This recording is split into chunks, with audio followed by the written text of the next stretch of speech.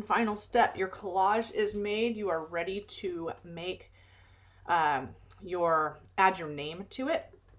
So the first thing you're going to do is you'll notice that you have a whole bunch of layers over here, which is great. If you want to make any more fine tuning or move things around, now is your chance to do it.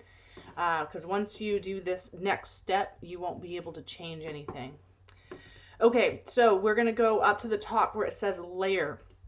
Find that and scroll down until you find flatten image. Now notice what I have over here in my layers palette. Everything is flattened, so it is no longer movable, okay? Don't do this step if you're not satisfied with your collage. All right, once I have this, what I'm going to do is I'm going to type my name right above it. So the type tool looks like the letter T. You're going to grab that. You're going to come up here to the options bar, and you are going to choose a font that is very large, and will basically cover as much of this as you possibly can. Okay, and I would suggest you do it all in capitals. Okay, so I wrote my name. That's fine. I am going to adjust the size of this by going to Edit and then down to Free Transform. And then I am going to hold the Shift key so that I can really distort this font and stretch it to fill as much of this space as I possibly can.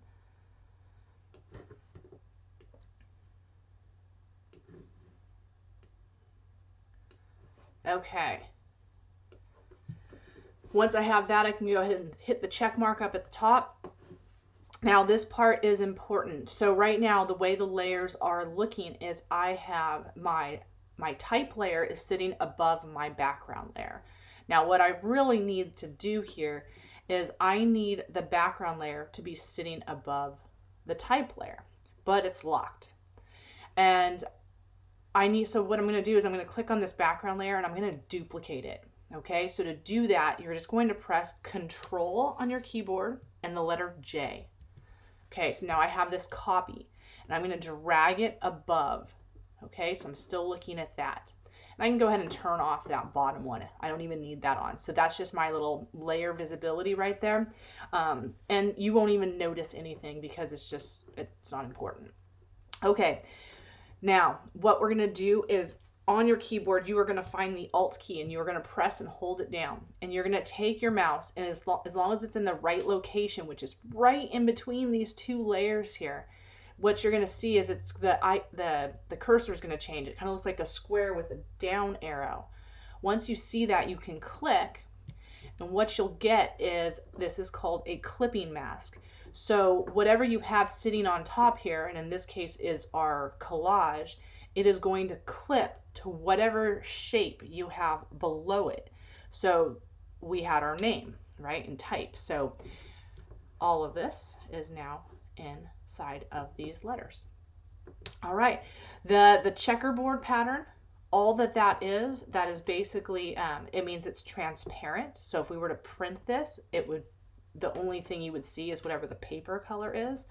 But if you don't like that, you can simply click on the very bottom layer, add a new layer above it, and then we can fill that with white. So I'm just going to use my paint bucket tool. I'm going to go ahead and make it so white is on top of black. Come in here, click, and now it's white. Okay, so once it's all said and done, you do need to save this. So you're going to go to File, you'll go down to Save As, and you remember we already gave it a name, so that's totally good and done. Make sure you choose a location that it's able to be saved in, probably desktop documents or downloads. And then you need to make sure you change it to a JPEG.